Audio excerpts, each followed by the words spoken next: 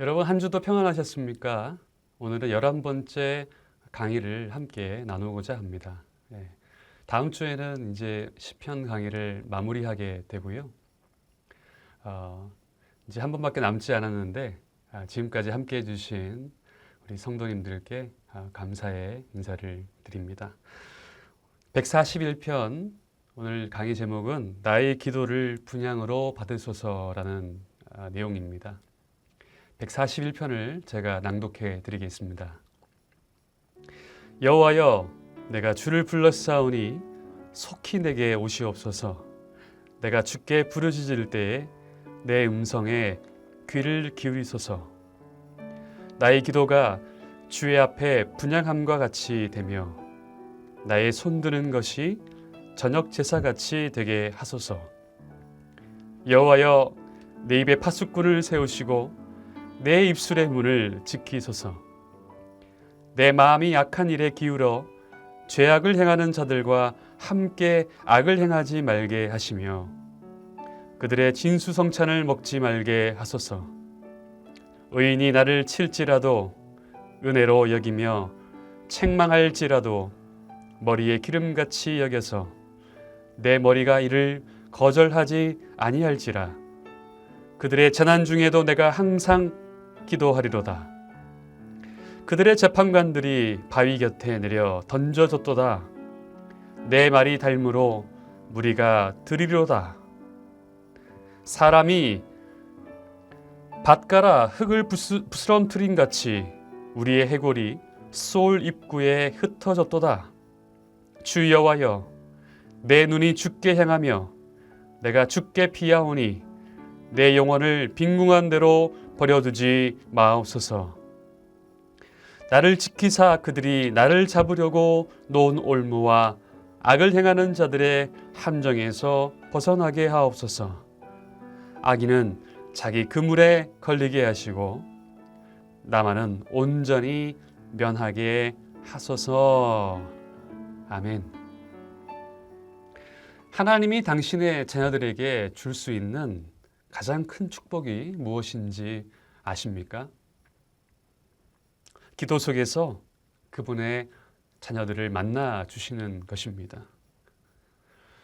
다윗은 언제나 기도하는 사람이었음을 우리는 기억합니다. 기도를 들으시는 주님을 의지하며 다윗은 살아갔지요. 다윗에게 살아있다라는 것은요, 기도하고 있다는 것과 같았습니다. 큰 소리로 떠들 때보다 조용히 하나님 앞에 기도할 때 리더십의 영적 권위가 더 통한다라는 것은 다윗은 잘 알고 있었습니다. 애정을 가지고 비판하는 의인들을 가까이 하는 것이 말로 아첨만 하는 악인들을 가까이 하는 것보다 군주다운 리더십이라는 것도 알았습니다. 그가 용맹한 사자 같으면서도 따뜻한 목자와도 같은 왕일 수 있었던 것은 결코 우연이 아니었습니다. 훌륭한 스승에게도 그가 왕도를 학습했기 때문이 아니었습니다. 아침 분향과 저녁 제물처럼 드렸던 기도 생활이 유일한 비결이었습니다. 바로 다윗은 기도의 사람이었습니다. 여러분, 아침 일찍 일어나자마자 무슨 생각을 했는지 떠올려 보십시오. 잠자리에서 눈을 뜨자마자 여러분의 머리를 지배한 생각은 무엇이었습니까? 오늘 처리해야 할 일들, 나를 괴롭히는 사람들, 혹은 근심과 걱정이 여러분의 머리를 가득 채우지는 않았습니까? 하루를 시작하는 마음이 하루 전체를 지배한다고 해도 과언이 아닙니다. 그래서 어느 청교도는 이렇게 말했습니다. 나는 잠에서 깨자마자 기도합니다. 나의 마음이 하나님의 거룩한 은혜로 적셔지기 전까지는 침상을 떠나지 않습니다. 새벽 자체에 어떤 신비한 힘은 있는 것은 아니지만 하루의 첫 시간을 하나님과 교제함으로 시작한다는 것은 굉장히 아름다운 일입니다. 예전에 청년 사역을 하면서 매일 새벽 예배 드렸던 기억이 납니다. 취업을 준비하거나 정말 인생에 중요한 시험이 있는 친구들이 있으면 꼭 새벽 예배에 나와서 함께 기도하자고 그렇게 권면했던 기억이 납니다. 새벽형 인간이 아닌 청년들이 정말 하나님께 결단을 하고 하나님 앞에 무릎을 꿇고 기도하는 모습을 보면서 참 저의 마음에도 큰 감동이 되었는데요. 그러면서 미래에 대하여 불안하고 두려움과 절망에 빠진 청년들에게 하나님께서 그들의 인생을 인도해 달라고 저 또한 간절히 중보의 기도를 드릴 수밖에 없었습니다. 시간을 구별하여 드린다고 해서 모든 문제가 해결되지는 않습니다. 그러나 하나님께 기도하는 시간이 결코 손해가 아니라는 것을 저는 저의 신앙을 통하여 분명히 기억하고 있습니다. 예수님께서도 피곤하고 바쁜 사역들 가운데서도 늘 새벽마다 새벽 미명에 감람산으로 올라가셔서 기도하셨습니다. 의심하고 논쟁하려고 하는 사람들에게 눈을 마주치면서 사랑과 지지를 보낸다라는 것은 그것은 사랑이 충만하지 않고는 절대로 할 수 없는 일입니다. 기도하지 않고는 삶의 현장을 감당할 수 없기 때문이지요. 하나님을 먼저 대면하지 않고는 사람을 대면할 수 없습니다. 예수님은 죄악과 어둠의 세상 한가운데 서서도 악한 사람들 틈바구니에서도 하나님을 의지하고 밤에는 더더욱 하나님을 의지하셨습니다. 예수님은 철저히 하늘을 바라보면서 하늘의 은혜로 살아가셨던 분이죠. 우리가 비록 땅에 서 있지만 기도를 통해 하늘을 경험하고 하나님의 세계로 진입하는 축복이 있기를 소망합니다. 시편 141편 1절에서 다윗이 하나님께 했던 고백입니다. 주님은 나의 기도를 들으시는 분이십니다. 언제 어디서나 그의 삶을 붙들어준 고백이죠. 주님은 나의 기도를 들으시는 분이시다. 우리는 우리를 괴롭히는 사람들을 보면 하나님께 기도하기 전에 우리 스스로 먼저 그들을 향하여 미움과 정죄와 한숨과 원망을 쏟아내고 있지는 않습니까?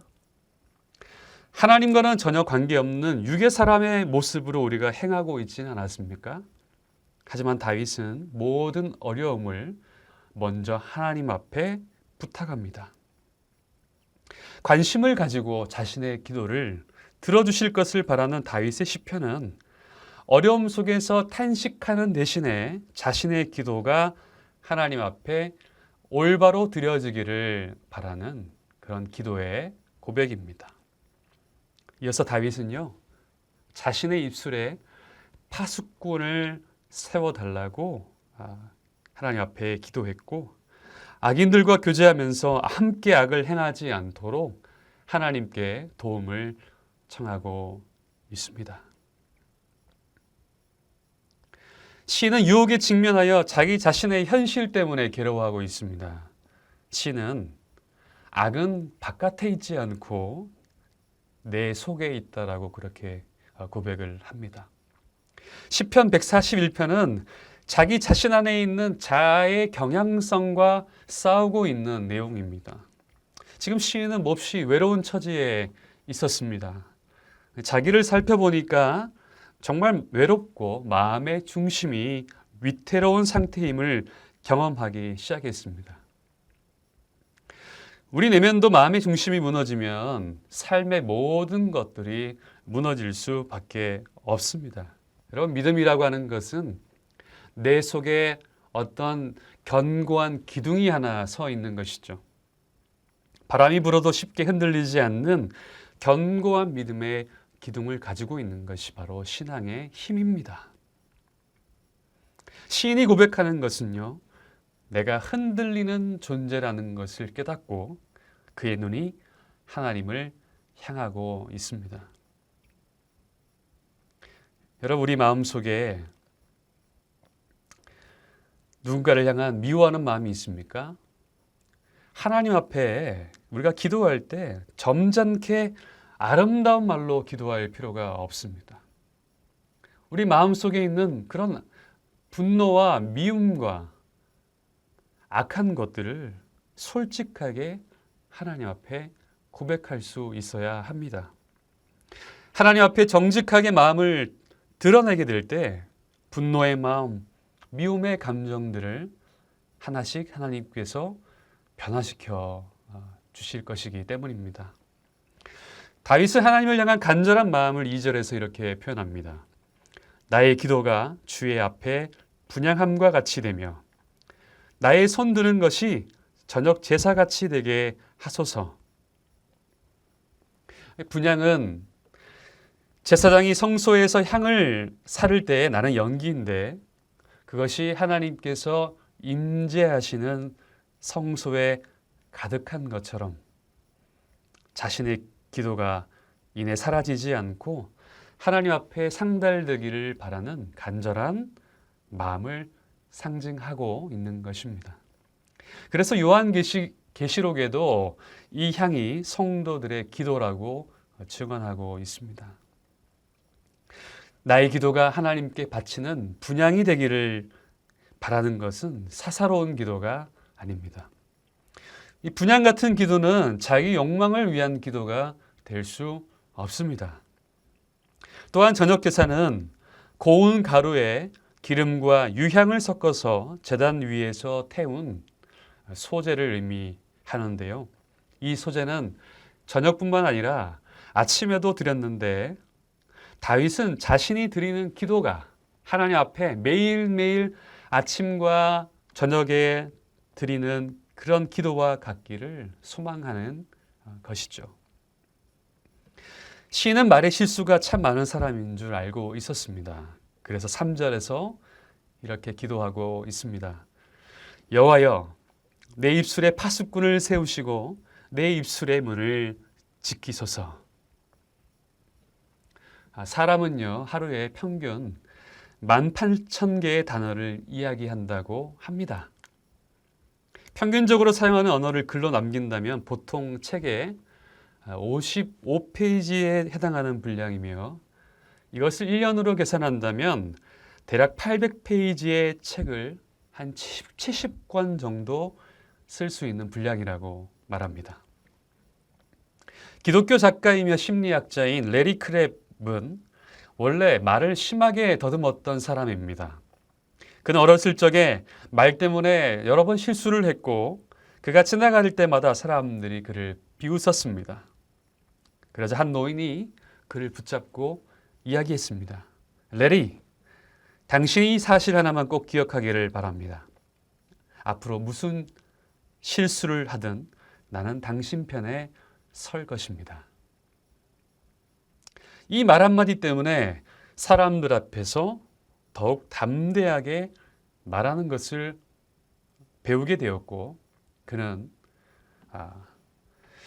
파파 기도와 결혼 건축가라는 아주 유명한 책을 출판하게 된 유명한 작가가 되기도 했습니다. 그만큼 한 사람의 말이 얼마나 중요한지 모릅니다.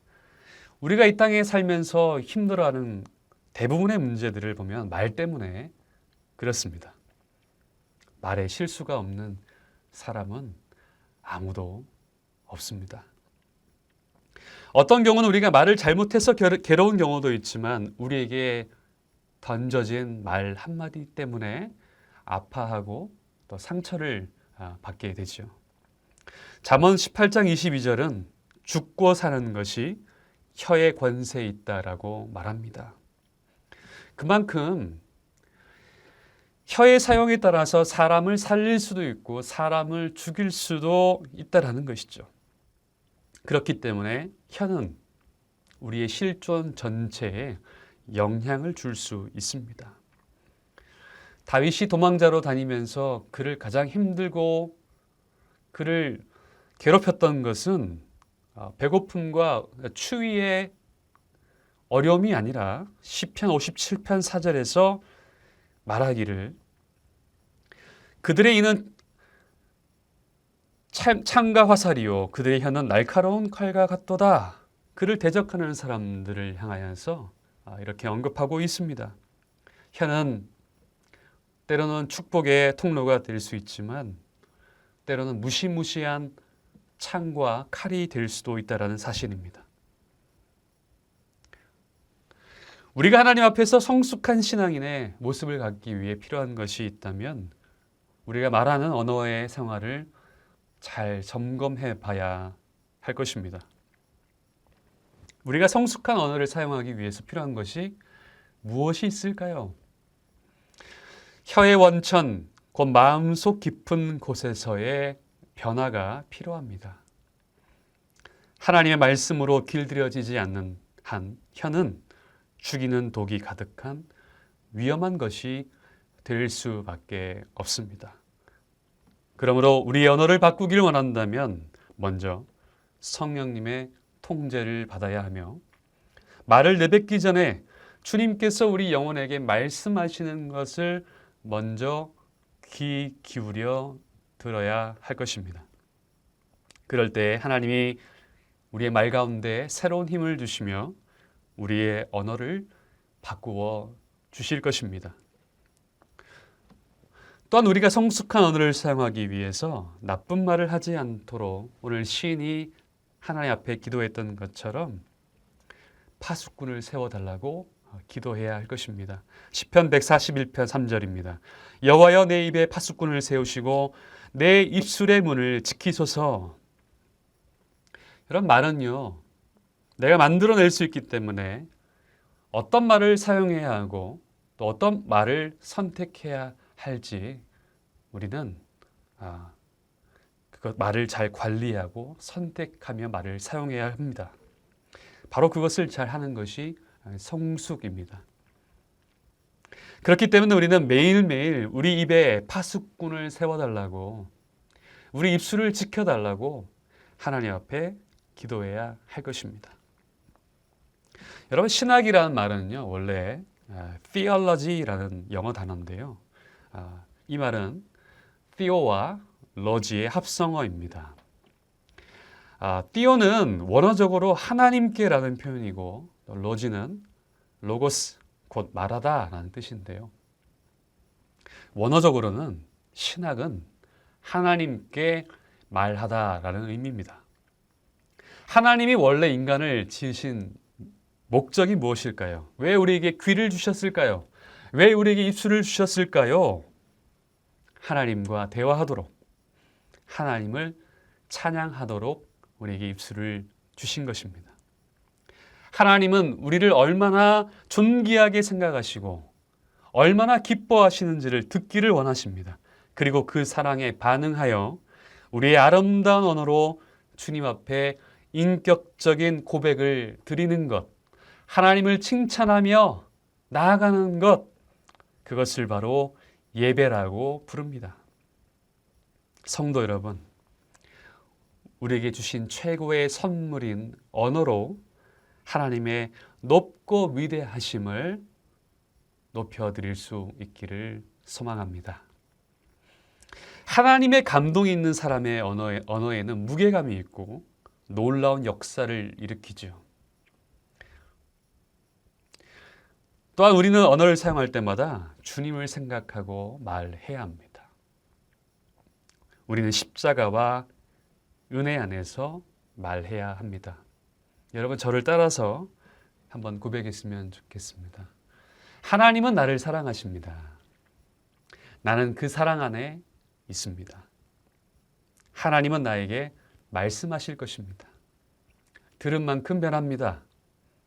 들은 만큼 행복해집니다. 여러분 어떻습니까? 습관적으로 어떤 말을 자주 내뱉습니까? 유대인들은 말하기 전에 새 황금문을 지나게 하라라는 말이 있습니다. 이 말이 꼭 필요한 말인지, 이 말이 진실한 말인지, 이 말이 친절한 말인지, 우리는 감정에 북받쳐서 하면 안 되는 말들을 자주 내뱉습니다. 성급한 열정에 사로잡히는 순간 말은 이성의 통제를 넘게 됩니다. 여러분, 오늘 우리가 정말 실수하고 말 때문에 낭망하는 일이 많더라도 오늘 시인이 고백했던 것처럼 하나님께서 우리 입술에 파수꾼을 세워주시기를 기도할 수 있기를 바랍니다. 4절부터 기도를 보면요, 내 마음이 악한 일에 기울어지지 않게 해달라 라고 시인은 기도하고 있습니다. 이 말은요, 언제라도 시인이 악에 끌릴 수 있음을 고백하고 있는 것이죠. 인간의 마음에는 악의 경향성이 있습니다. 좌석에 끌리는 쇠부지처럼 악한 것이 가지고 있는 강력한 힘이 있습니다. 그래서 시인은 악한 자들과 어울려 악한 일을 하지 않게 해주십시오 라고 기도하고 있는데요, 결국은 이 죄악이라는 것은 악한 일을 도모하는 사람과의 사귐 속에서 일어날 수밖에 없습니다. 그래서 우리에게 필요한 것은요, 선한 일을 지향하는 모임을 만들어가는 것입니다. 선한 일을 하는 것이 더 쉬운 세상을 만들어가는 것, 바로 그것이 그리스도인의 역할입니다. 마지막으로 8절입니다. 주 여호와여, 내 눈이 주께 향하며 내가 주께 피하오니 내 영혼을 빈궁한 대로 버려두지 마옵소서. 시인은 자신의 영혼을 빈궁한 상태로 내버려 두지 않기를 간구하고 있습니다. 즉, 다윗은 지금 자신의 상황이 홀로 있는 것처럼 몹시도 외롭고 고통스러움을 호소하고 있는 것이죠. 여러분, 기도를 하지만 기도하는 것에서 끝나지 않고 우리가 기도한 대로 살아가는 것이 중요합니다. 기도만 하고 아무것도 안 하면 안 됩니다. 하나님께서 모든 것을 해 주시기를 바라는 것은, 그것은 기도가 아니라 그것은 우리의 욕심이 섞인 기도일 수 있다라는 것이죠. 악인들의 영향력에 흔들리지 않기 위해서는 우리에게는 단호한 행동이 필요합니다. 시인의 아름다움은요, 자기가 언제나 넘어질 수 있는 존재임을 알았기 때문에 하나님이라고 하는 초월적 존재에게 자기 마음을 접속하며 살아가는 것이죠. 기도는 무엇입니까? 기도는 하나님께 접속하는 것이죠. 하나님의 마음으로 살아가는 것이 접속입니다. 세상에서 나를 지킬 수 있는 힘은 바로 하나님과의 접속을 통해 이루어집니다. 기도는 바로 하나님께 접속하는 것입니다. 우리는 세상을 살아가면서 언제라도 흔들릴 수 있고 죄악에 넘어질 수 있지만 우리는 하나님 앞에 기도할 수 있습니다. 여러분, 기도할 수 있는데 왜 걱정하십니까? 기도하면서 왜 염려하십니까? 저는 141편 강의를 마치려 합니다. 오늘 여러분의 일상의 모든 호흡이 기도가 될 수 있기를 주님의 이름으로 축원을 드립니다. 기도하겠습니다. 하나님 아버지, 다윗의 기도와 같이 우리의 기도가 하나님께 드리는 아침 분향과 같이 되게 하시고, 하나님을 향해 우리가 손을 드는 것이 저녁 예배와 같이 되게 하여 주시옵소서. 또한 우리 입술에 파수꾼을 세워두셔서 사람들을 공격하는 말, 사람들에게 독이 되는 말이 아니라 사람들을 세워주는 말, 사람들을 살리는 입술이 되게 하여 주시옵소서. 감사드리며 예수님의 이름으로 기도드리옵나이다. 아멘.